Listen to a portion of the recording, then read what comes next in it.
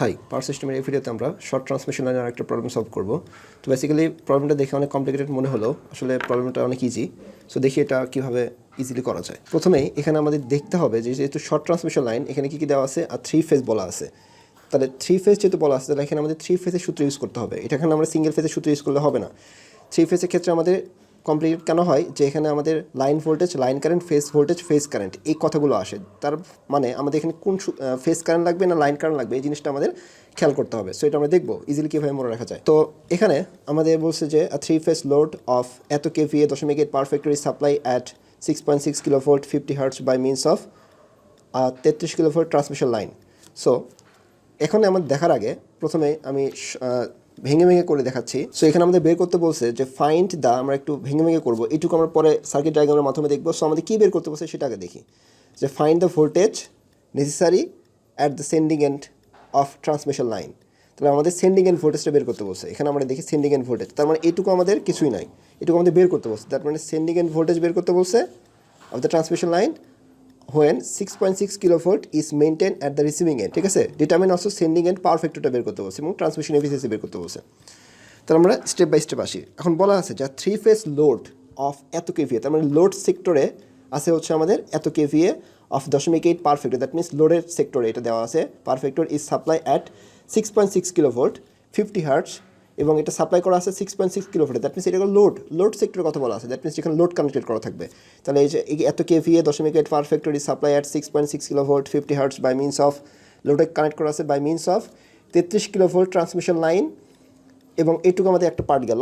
এবং আমাদের বলা আছে by means of 33 kilovolt transmission line 20 kilometre long, এবং 33 কিলোমিটার ট্রান্সমিশন লাইন যেটা, সেটা কত kilometre long? 20 kilometre long, and 33 by 6.6 kilovolt step down transformer, এবং এটা একটা ট্রান্সফর্মার সেখানে আছে, সেটা হচ্ছে এত।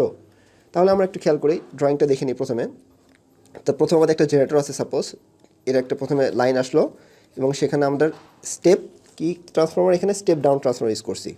তো এটা হচ্ছে আমাদের স্টেপ ডাউন ট্রান্সফর্মার, এর ভ্যালুটা কত? 33 বাই 6.6 কিলোভোল্ট, দ্যাট মিনস এটা হচ্ছে হাই ভোল্টেজ সাইড, এটা হচ্ছে লো ভোল্টেজ সাইড। তাহলে লো ভোল্টেজ সাইডে এই লাইনের ভোল্টেজ কত হবে? 33 কিলোভোল্ট। সিম্পল, এখানে বেশি কমপ্লিকেটেড কিছুই নাই, আমি ধীরে ধীরে দেখলে আমরা বুঝতে পারবো। এটা 33 কিলোভোল্ট ট্রান্সমিশন লাইন এখানে থাকবে, এটা হচ্ছে আমাদের জেনারেটর জি ট্রান্সমিশন লাইন, এবং এই ট্রান্সমিশন লাইনটা পরবর্তীতে আমাদের লোডে গিয়ে কানেক্ট হয়ে গেল, এটা হচ্ছে আমাদের লোড সাইড।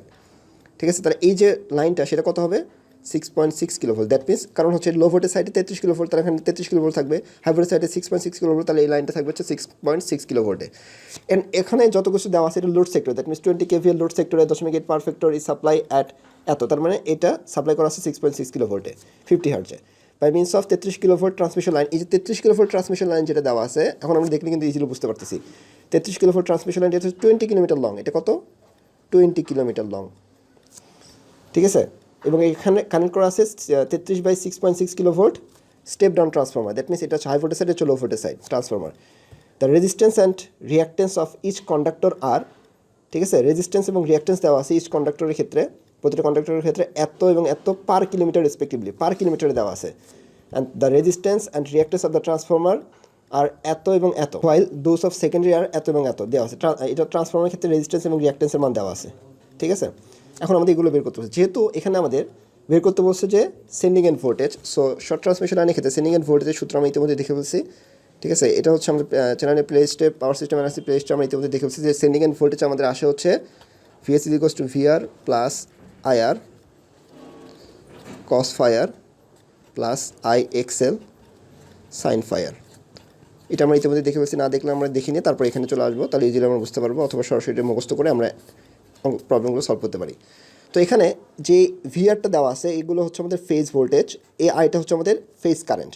ঠিক আছে, এগুলো আমাদের খেয়াল রাখতে হবে, লাইন কারেন্ট বসালে আমাদের হবে না। আর যেহেতু এখানে আমাদের Y connection, that means delta Y conversion আমরা ইউজ করি, দ্যাট মিনস এখানে আমাদের ওয়াই কানেকশন থাকবে এই আমাদের ট্রান্সমিশন লাইনের ক্ষেত্রে। সো ওয়াই কানেকশনের ক্ষেত্রে আমাদের সূত্র হচ্ছে লাইন কারেন্ট এবং লাইন ফেজ কারেন্ট সমান। ঠিক আছে, সেহেতু সে আমাদের ফেজ কারেন্টই বের করে অথবা লাইন কারেন্ট বের করে, এটা কোনো এফেক্ট পড়বে না কারেন্টের ক্ষেত্রে। জাস্ট ভোল্টেজ ভিআরটা আমাদের লাইন ভোল্টেজ বসালে হবে না। সো আমাদের just phase voltage is equals to line voltage divided by √3, এটা হচ্ছে আমাদের ওয়াই কানেকশনের জন্য। সো এটা আমাদের মাথায় রাখতে হবে। তাহলে এখান থেকে আমাদের জাস্ট বের করে নিতে হবে এবং জাস্ট বসাই দিতে হবে, তাহলে আমাদের সেন্ডিং ভোল্টেজ পাবো। এখানে আর যেটা আছে এটা হচ্ছে আমাদের টোটাল রেজিস্ট্যান্স আছে, ঠিক আছে, টোটাল রেজিস্ট্যান্স হচ্ছে আমাদের আর, কিন্তু এখানে আমাদের ট্রান্সফর্মারের রেজিস্ট্যান্সও চলে আসছে এবং আমাদের ট্রান্সমিশন লাইনের রেজিস্ট্যান্সও চলে আসছে।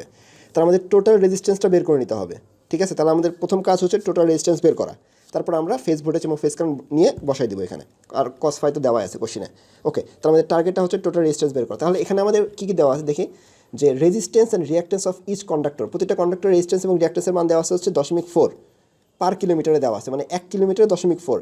এবং আমাদের ট্রান্সমিশন লাইন কত কিলোমিটার লম্বা, এখানে দেওয়া আছে হচ্ছে আমাদের ট্রান্সমিশন লাইনটা হচ্ছে আমাদের 20 কিলোমিটার লম্বা। তাহলে 1 কিলোমিটারের জন্য 0.4, তাহলে 20 কিলোমিটারের জন্য কত হবে, 20 × 0.4 রেজিস্ট্যান্স, ঠিক আছে। তাহলে রেজিস্ট্যান্স অফ ইচ কন্ডাক্টর আমরা বের করে নেই। তাহলে ফার্স্ট কাজ হচ্ছে আমাদের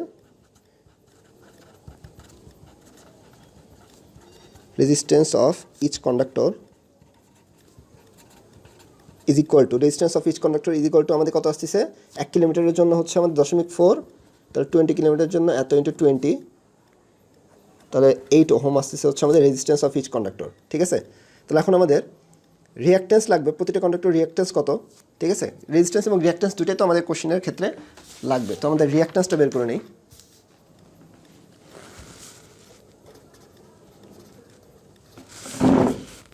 রিঅ্যাক্ট্যান্স অফ ইচ কন্ডাক্টর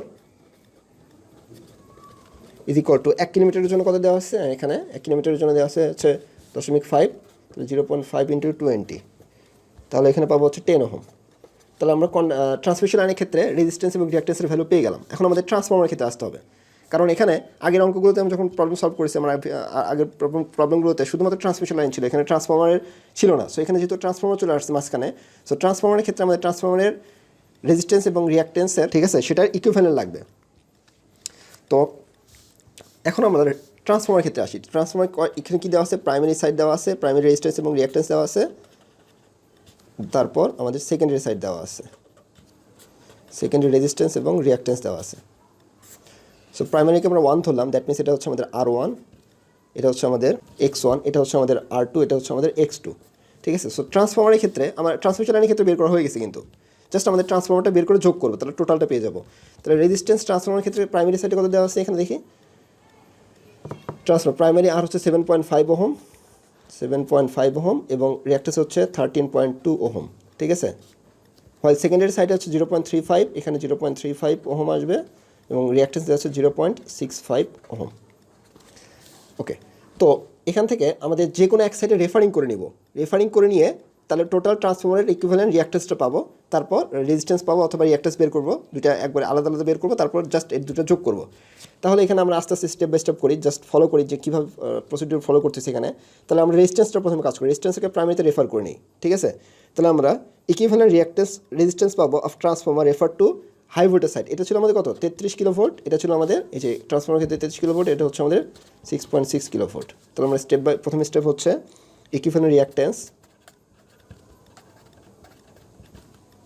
রেজিস্ট্যান্সটা বের করি। ইকুইভ্যালেন্ট রেজিস্ট্যান্স অফ ট্রান্সফর্মার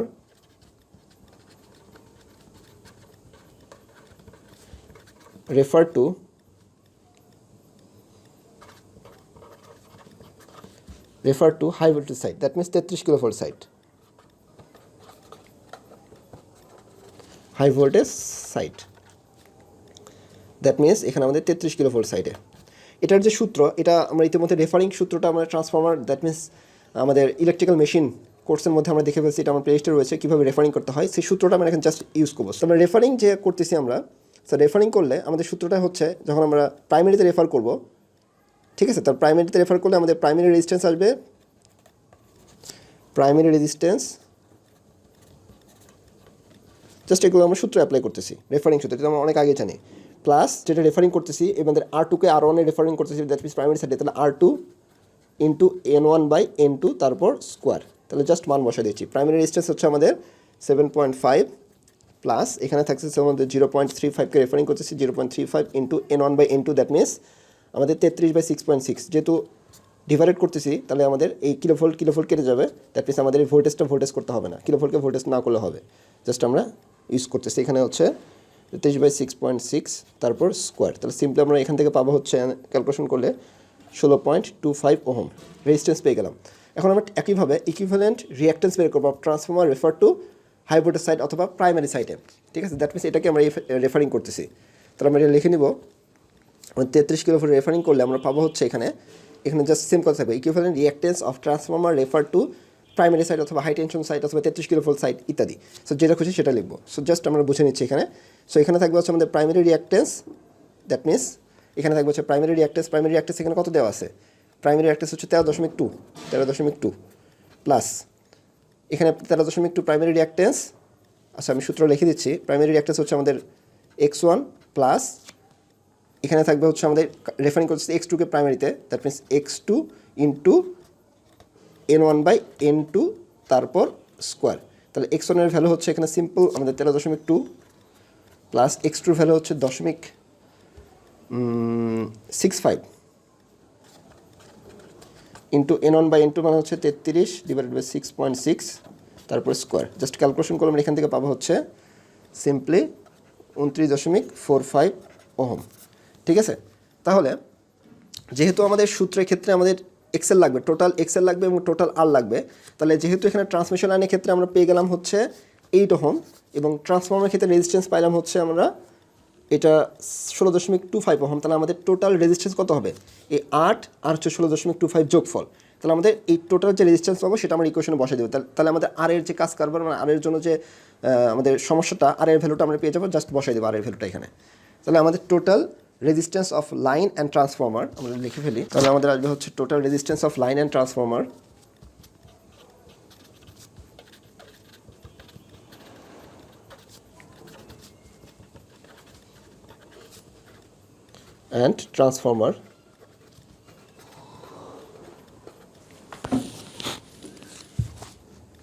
তাহলে এটা আসবে হচ্ছে আমাদের just simple R is equal to simple আমরা 8 প্লাস 16.25 সিম্পলি এখানে আসবে হচ্ছে 24.25 ohm.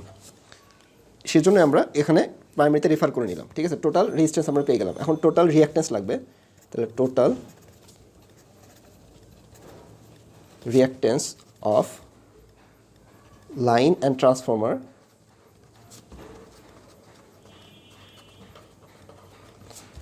Excel is equal to, আমরা একটু দেখি জিনিসটা। আমরা এক্সেল পাইলাম হচ্ছে এখানে 29.45 হচ্ছে ট্রান্সফর্মারের জন্য রেফারিং করে নিয়ে, আর আগে আমরা বের করলাম হচ্ছে এখান থেকে হচ্ছে 10 ওহম। তাহলে দুটো যোগফল, তাহলে 10 প্লাস 29.45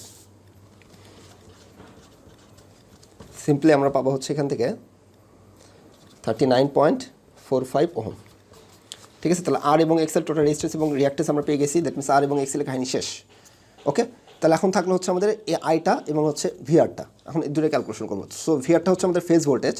তো আমরা সূত্রটা ইতিমধ্যে দেখে ফেললাম যে phase voltage is equals to VL divided by √3।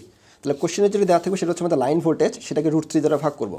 তাহলে আমাদের লাগবে হচ্ছে receiving and voltage, that means VR per phase.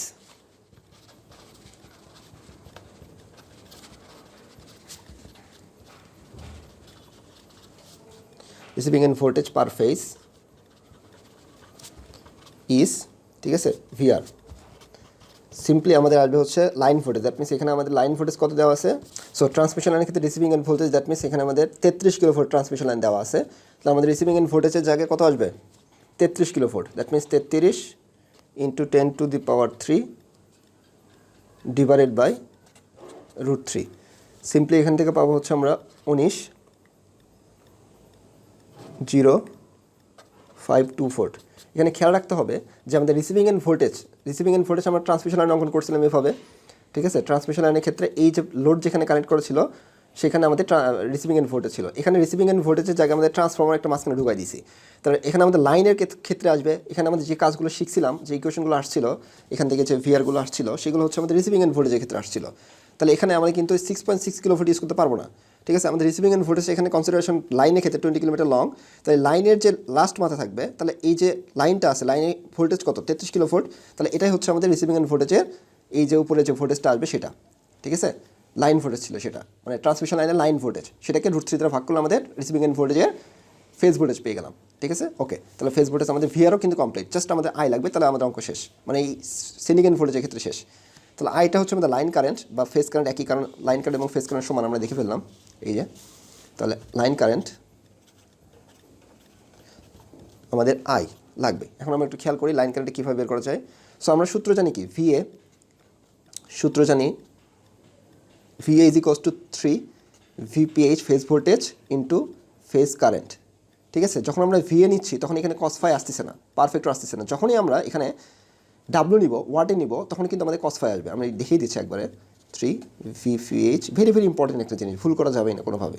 এখানে কস ফাই কিন্তু অ্যাড হয়ে যাচ্ছে যখন আমরা ডাব্লু নিচ্ছি, কিন্তু কোশ্চিনে আমাদের খেয়াল রাখতে হবে এখানে কেভিএতে দেওয়া আছে, দ্যাট মিনস ভিএতে, কেভি থেকে ভিএতে কনভার্ট করা যায়। সো ভিএতে দেওয়া আছে, দ্যাট মিন এখানে কস ফাই আসবে না। Very simple. আগের অঙ্কগুলোর ক্ষেত্রে কিন্তু ওয়াটে দেওয়া ছিল, খেয়াল করতে হবে কিসে দেওয়া আছে।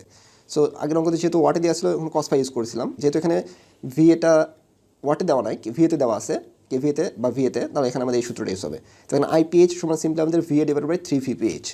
আই ইজ ইকুয়ালস টু এখানে আসবে হচ্ছে আমাদের উপরে আসবে হচ্ছে VA divided by 3 into VPH. ভিপিএইচটা ফেজ ভোল্টেজ, ফেজ ভোল্টেজ এখানে আমাদের রিসিভিং এন্ড ভোল্টেজ। ঠিক আছে, তাহলে ভিএটা সিম্পলি আমাদের কোশ্চেন থেকে লিখে নিব যে এত ভিএ, তাহলে আমাদের এত into 10⁻³ divided by 3 into VR. Receiving end ভোল্টেজটা হচ্ছে আমাদের ফেজ ভোল্টেজ, এটা এই যে ফেজ ভোল্টেজটা হচ্ছে receiving and voltage, that means 19052। Simply calculation করলে আমরা পাবো হচ্ছে 35 অ্যাম্পিয়ার অ্যাপ্রক্সিমেটলি আমরা ইউজ করতেছি 34 point something, that means 35 ampere. এখন সিম্পলি আমাদের সেন্ডিং এন্ড ভোল্টেজটা সূত্রটা বসাই দিচ্ছে, সেন্ডিং এন্ড ভোল্টেজের সূত্র। সেন্ডিং এন্ড ভোল্টেজ সূত্র এখানে আমাদের ভিআর বের করলাম হচ্ছে আমাদের এত, তাহলে 19052 প্লাস আইটা হচ্ছে আমাদের ফেজ কারেন্ট বা লাইন কারেন্ট সমান, সেহেতু আমাদের জাস্ট 35 ইন্টু আর, টোটাল যে রেজিস্ট্যান্স পাইলাম হচ্ছে 24.25। ঠিক আছে, ইন্টু কস ফায়ার কোশ্চেন দেওয়া আছে 0.8। সো 0.8 পারফেক্টও দেওয়া আছে কোশ্চেনে, 0.8 পারফেক্টও 0.8। ওকে, তারপরে প্লাস আছে মাঝখানে আই এক্সেল সাইন ফায়ার, আইটা কত 35 ইন্টু এক্সেল টোটাল রিয়াক্টেন্স হচ্ছে 39.45 ইন্টু 0.8 যদি সাইন ফায়ার হয়, কস ফায়ার হয়, তাহলে এখানে আসবে হচ্ছে 0.6 সাইন ফায়ার।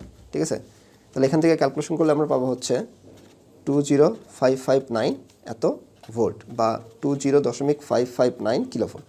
ঠিক আছে, ওকে, তাহলে এটা আমরা বের করে ফেলাম সেন্ডিং এন্ড ভোল্টেজ। পরবর্তীতে আমরা কী বের করতে বলছে, যে পরবর্তীতে আমাদের বলছে determine also the sending end power factor. Sending end power factor বের করতে বলছে। সো সেন্ডিং এন্ড পারফেক্টরের সূত্র আমরা ইতিমধ্যেই আমরা ভিডিওতে দেখে ফেলছি, যে সরাসরি আমরা মনে রাখতে পারি, অথবা ভিডিও দেখে জাস্ট আমাদের ফেজর ডায়াগ্রাম থেকে just cos theta is equals two ভূমি অতিভুজ থেকে আমাদের সেন্ডিং এন্ড পারফেক্টরটা বের করে ফেলছিলাম। So sending end power factor simply সূত্র ছিল হচ্ছে cos phi is equals to VR cos phi R plus IR divided by VS, এটা ছিল সূত্র।